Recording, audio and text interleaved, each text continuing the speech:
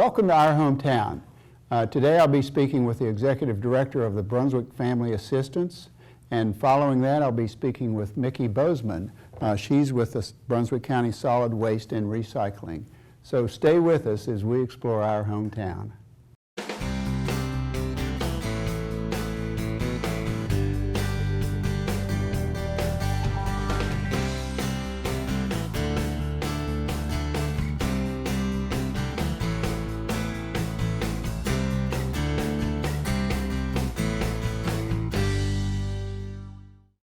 My guest is Stephanie Bowen. Stephanie is the Executive Director of Brunswick Family Assistance, and we're here at the Brunswick Family Assistance facility. And thanks for being on our show. Oh, thanks for having me. It's my pleasure. You and your staff have a great story to tell, a story of helping others, and we want to talk about that for a few minutes. That's fantastic. The first thing I would remind our viewers is that you're in your 35th year of operation. We are. Not yours, but BFA's. Brunswick Family Assistance, absolutely. We've been in operation since 1986. Right. Tell us in the broadest sense what the mission is of Brunswick Family Assistance, and from now on, I'm going to call it BFA, if I may. Absolutely. BFA is well known in the community as BFA, so right. That's perfect. Right. In a nutshell, our mission is to offer a hand up to people in our community who are struggling financially or in an emergency situation. We just are there to provide food and emergency assistance to those who need us the most. And you do it in a number of ways, and so let's talk about some of those things. Let's talk about food assistance, which I know is one of the primary forms of assistance. Yeah, so we have 2 food pantries in the county. One is here in Charlotte at this location, and then we have a second location in Leland that also has a full-time food pantry. And that's BFA also? It is BFA. Right. It's just our Leland branch. Mm-hmm. And we offer food assistance to people who are food insecure. As many people may know, there are a lot of food deserts in our county. Tell our viewers what a food desert is. Tell me what a food desert is. Okay, so basically, because our county is so wide geographically, there are a lot of areas that are isolated in a lot of ways. And so what that means is that people don't have access to nutritious food. And so there's a lot of rural areas in our county where people are living in poverty. And then, of course, you have areas where people move here to retire, and there are more wealthy communities. So in a food desert, you have a lot of people who are living in very rural parts of the county who basically, like I said, don't have access to a nutritious and adequate supply of food. Even lack of access to a food store within miles of them. Right, right. And if they can get to the store, there could be an issue where they don't have the resources such as transportation or gas Sure. to get there. And then, of course, there's the monetary issue of not having enough money to go to the grocery store and shop. Right. Yeah. You have food distributions periodically. Let's talk about that. We do. We have our commodities distribution, which is a temporary emergency food program. That is a program where the North Carolina Department of Agriculture distributes food from the state level down to the county level. It is surplus food, and so they allocate food to Brunswick County. We take that food 4 times a year and we distribute it to about 2,000 individuals each quarter. Wonderful, wonderful.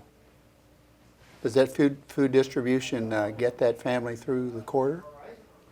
Or at least, obviously, it doesn't do everything. Right, but it supplements. So between that food and our food pantries, clients can visit our food pantries 6 times a year. And then there are also a number of other food pantries in the area. So we keep a running list of food pantries that are open and when people can access those. So between what we do and what our community partners do, I think we do the best we can to get people through the year and make sure that everyone has an adequate supply of nutritious food to nourish their bodies. That's our goal. Cooperation being the big word with all these various other agencies. Absolutely. Collaboration is key in this county. Resources are limited, and so our community partners are a huge help in making sure that we can take care of folks the most effective and efficient way as possible. Let's talk also about crisis, because families sometimes are in crisis and they come to you. Absolutely. I'll give you a prime example. Just this morning I got a call from someone who is a senior citizen who is living in an income-based apartment complex who is living off of Social Security. Unfortunately, this month he had a major medical expense that he wasn't expecting. And so he fell short on being able to pay his rent and is on the verge of becoming evicted. And so he's able to call BFA and get that supplemental income that he needs in a crisis situation to make sure that he doesn't become homeless. And that's key in this county, because once you become homeless in Brunswick County, your resources go from slim to none. We don't have a shelter. We don't have any real resources to help folks once they become homeless. So our goal is to be on the preventative side of that, to try to ensure that we supplement when we can to make sure that they stay in secure housing. Sure. Your comment leads me into the next obvious question, and that is that you're able to provide some limited financial resources to individuals, but you obviously depend on others to assist you in obtaining those finances. Sure. Almost 90% of our income is from private donations and contributions, and that includes service clubs and faith-based contributions, individuals, of course. So we really rely on our community to ensure that we can continue to provide the level of service that's needed here in Brunswick County. Without the folks in our community providing their support, whether it's financial contributions or the gift of their time through volunteerism, we rely heavily on our community. Sure. Well, then let's talk about volunteerism. Absolutely. I know you depend on volunteers for a number. Tell us more about your volunteers. We have a base of about 300 volunteers. No kidding. And that's just for our normal day-to-day operations, our front desk, our food pantries. Like I said earlier, going out to the food locker to restock our shelves. Pretty much everything that we do is volunteer-based. Our big distributions, our Christmas program, we have volunteers that dedicate hours of their time to make sure that we're able to deliver the services that we have to offer. We estimate that our volunteer program contributes about $1 million in value with the time they spend. So it's a huge asset to our organization. Yeah. And for our viewers, let's remind them you can always use more volunteers. We absolutely can always use more volunteers. We have a new volunteer software that helps us manage volunteers and get folks signed up. It's called Volunteer Hub.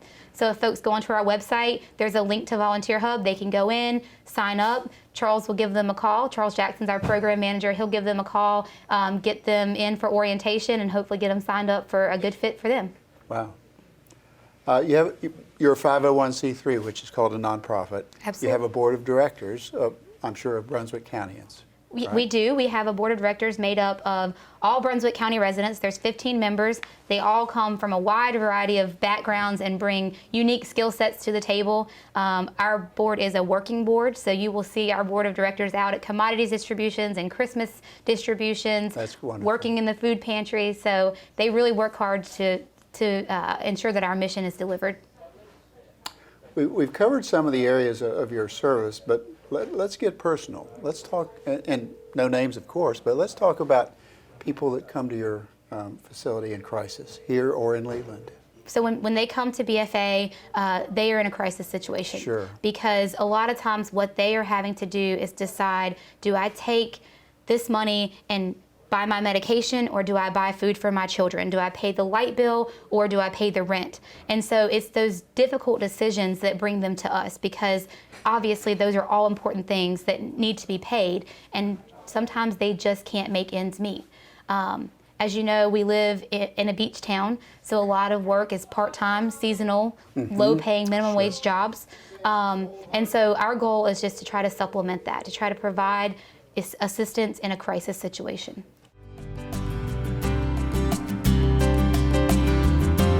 My name is Maude Kelly, and I'm the president and founder of Helpers of Our Farm. My husband and I moved here from Charlotte in 2012, and as we were helping my parents develop the farm as agritourism, I begged to start a rescue petting farm. Our hope is that through our education, that people make better choices when they go to get an animal. Another program that we've added within the last couple years is our mobile program. So as you can see, these are some of our animals we take out. Prior to receiving our grant from ATMC, we were borrowing corrals. So now that we have our own set, we're able to answer calls that come in for asking for this program It also allows us, we're actually this Saturday, we're doing a little fundraiser down the road, and we're going to be using our corrals. When places like ATMC gives us money, it hits at our heart, and it means a lot to us. I get emotional, see? As a nonprofit, you always are thinking about income, but to me, what I just want to always think about is how I can change people's lives. So ATMC is helping us do that.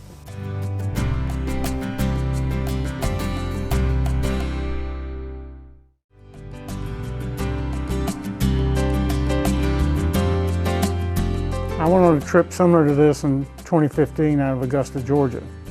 And it was the first time I had seen the Vietnam Wall with veterans who were actually there. And it's a different experience for a vet to see that wall. And so I brought it up to Post 68 that we should do that for veterans in the area. Basically just went door to door to businesses in Brunswick County asking for support and contributions of any kind.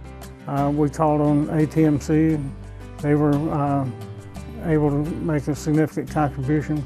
Some of my veteran experiences in other places wasn't that kind of support, and here it's special.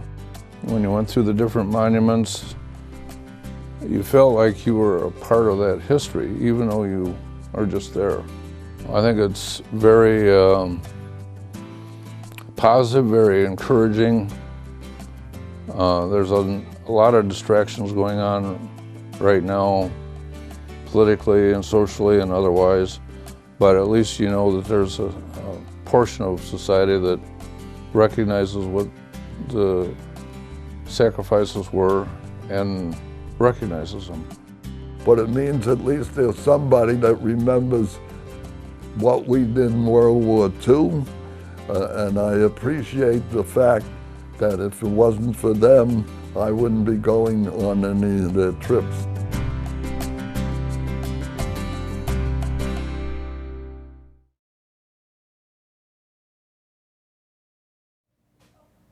Okay, we're back with Stephanie Bowen. Stephanie, in the few minutes that we have, there's a lot to cover. So let's hit a few more items. I want our viewers to know that you have a thrift store. We do. We have a thrift store here in Charlotte. It's located right next door to our office, 4600 Main Street. We offer a lot of great merchandise there. Absolutely. And of course, we take donations. That's how we generate revenue to be able to put back into the community. Sure. I'm reminded that this will be shown in November. The holidays are a difficult time for people, for all of us, but especially for people of limited means. Let's talk about that. Yeah, so we offer a Christmas program. It's an angel tree program. Folks can come in and sign up for any children that they have living in the home that are under 12 years old, or if they are a senior citizen and they want to come in and apply for wishes, Christmas gifts. A lot of times that's the only way that our clients are able to provide any sort of Christmas for their children. And then of course, our elderly who are living on fixed income, a lot of times they just need things that they can't afford to buy throughout the year. Absolutely. And we're jumping from one season to another, but I'm also reminded that in the summer, when kids are at home, they may be without food resources. Right. A lot of our clients, their kids received free or reduced cost lunch during the school year. Sure. and free breakfast. And so during the summer, we found that there was a gap in services because we didn't know what was happening with these children. So we implemented a summer food program. It provides breakfast, lunch, and a snack for 7 days. They can come in each week and get a bag of food for each kid in the family. And my guess is you coordinate that with other backpack services as well. We do. Those programs, they don't have direct contacts with the families, so we reached out to them and were able to get flyers out about this program to the kids that are receiving that backpack food during the school year. And finally, in the very few moments that we have, I'm reminded of disaster relief. Yeah. We're not without these storms. Absolutely. After Hurricane Florence, BFA set up mobile distribution sites throughout the county, and we saw over 20,000 people come through those sites within the first 6 weeks. We've provided over $400,000 in financial assistance to people who were affected by Hurricane Florence. Say that again. I want our viewers to hear that. We've provided over $400,000 in financial assistance to people who were affected by Hurricane Florence in Brunswick County. That's what I thought you said. Stephanie Bowen, thank you to you and your staff for the wonderful work you're doing. And thanks for being on our show. Thank you. Having done some research. You know, everybody has access to research today, Google and everything else. But I didn't want to put something so important as my family's security of my property, to something that I did myself. It really was not a tough decision for me to go with ATMC. Peace of mind is the biggest thing that I receive from the system. Not only can I monitor my home inside and out while I'm away, but not long after our home had been broken into, my grandson was there and he said, Papa, can you turn the alarm on tonight? And so that's gold to me, to know that he felt more comfortable at night, that he was protected by something other than, even though he knows I will protect him, there was something else.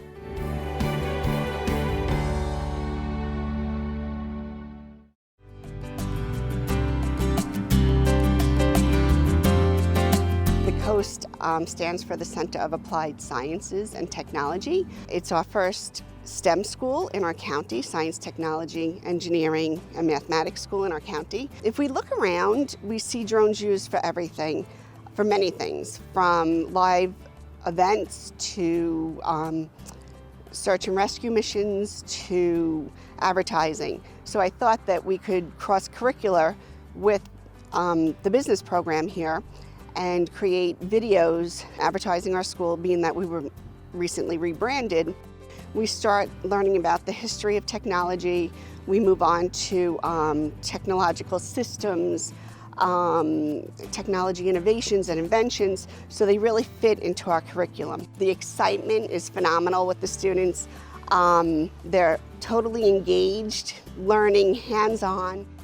We are so grateful here at the Coast to ATMC for this grant. It's afforded an opportunity for our students that they would never have. They're able to have real hands-on experience with cutting-edge technology, and without ATMC's support, it wouldn't be possible. So we thank you guys very, very much.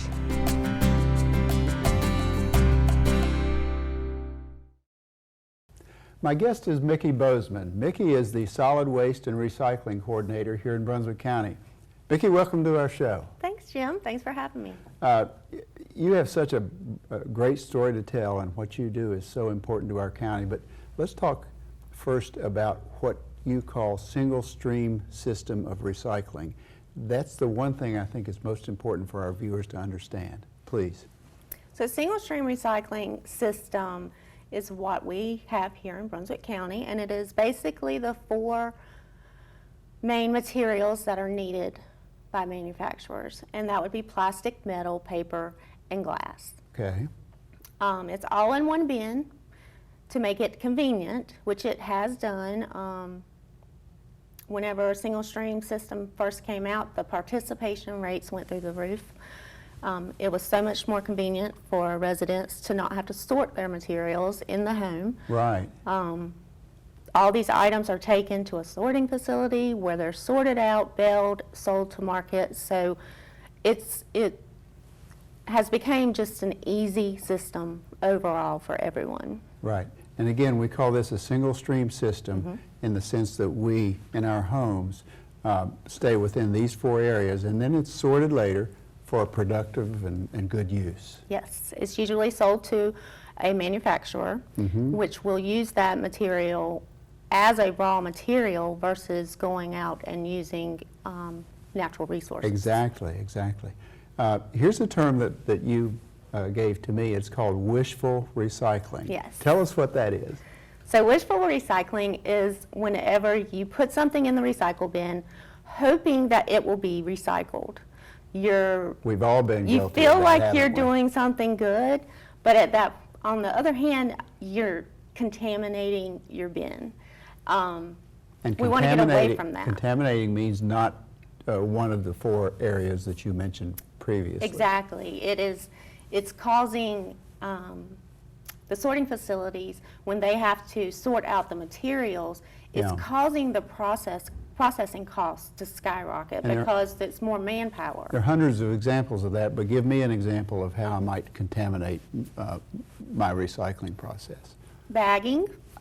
Excellent. Plastic bags or paper. The paper bags are allowed, but you don't want to put your recyclables in the paper bag because the machines will not be able to see through that paper to know what materials it is, if that Okay. makes sense. Sure. It's not going to be able to pick up or blow the plastic bottle over.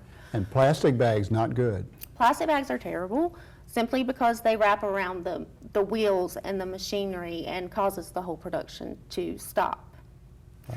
So we actually tell you to take your plastic bags back to the grocery store.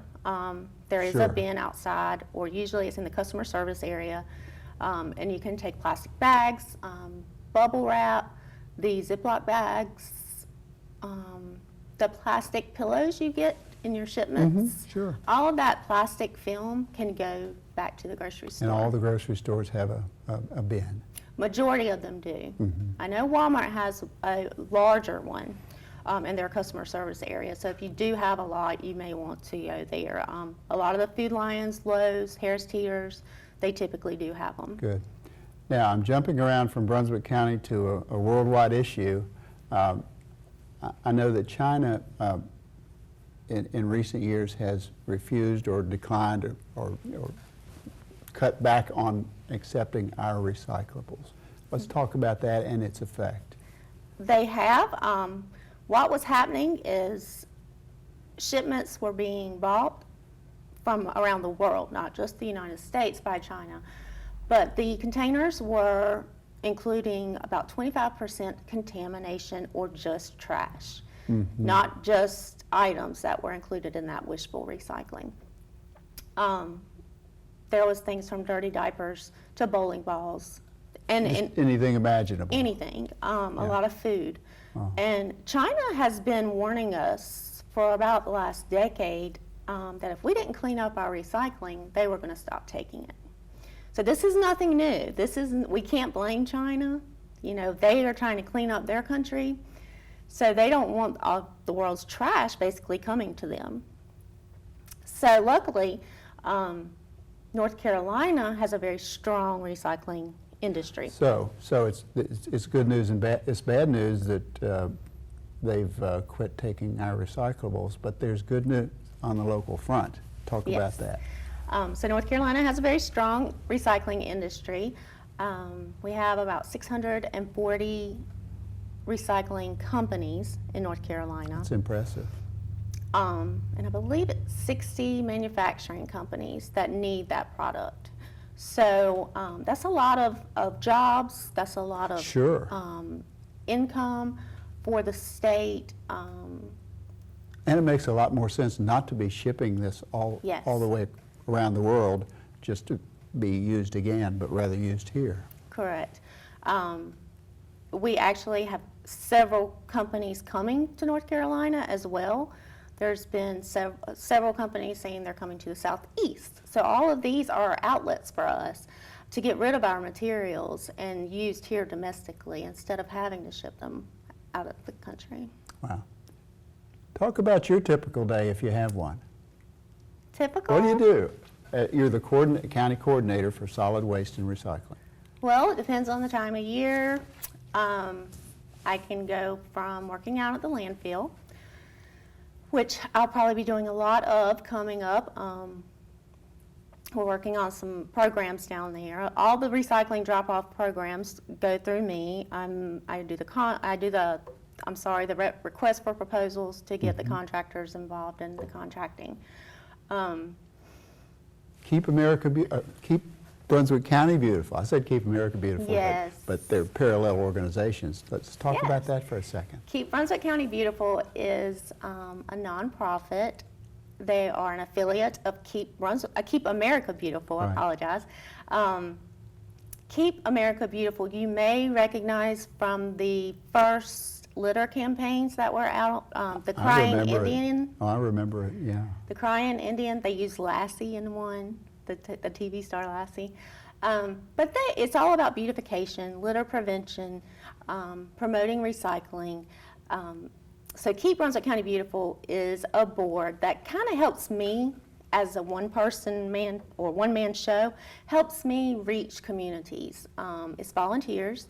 I have about 8 representatives from the 19 municipalities.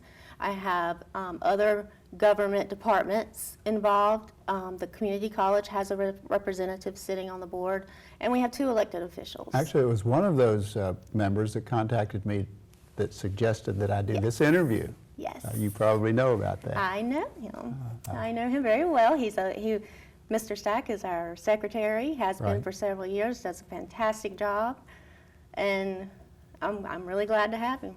What about Recycle Right NC? That's a different program. Yes. Can we talk about that for a second? So this was a 10-week statewide anti-contamination campaign that I worked with the North Carolina Department of Environmental Quality on. Local governments across the state are all choosing to use the same outreach materials. Okay. This, for instance, we have, say, metal, steel, and aluminum cans.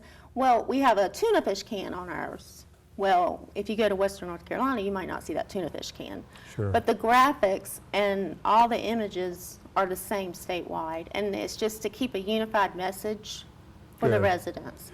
Mickey, in the limited time we have, this is our opportunity to say to our viewers, let's recycle. Yes. So here And we when go. in doubt, throw it out. Okay, that's excellent also. Mickey, thank you for being with us. It's a great Thank story you. you have to tell, and thanks for what you do. Thank you, sir. Thanks.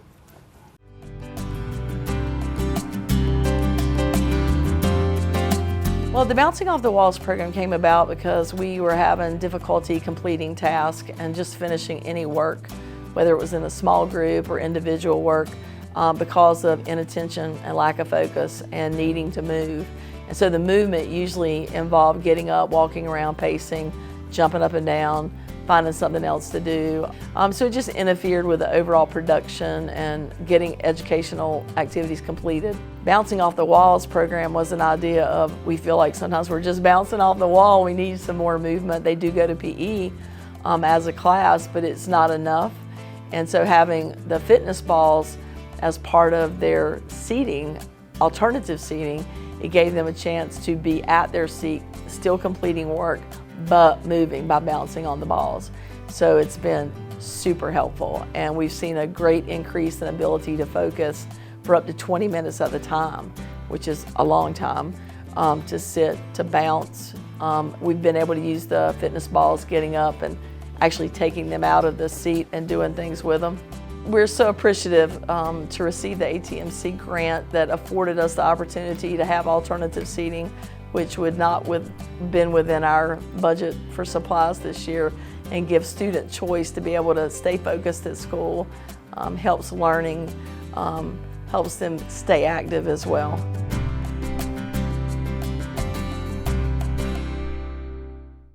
Thank you for being with us on Our Hometown. If you have a show of interest, let us know at ATMC TV. Thanks again, and we'll see you again soon on Our Hometown.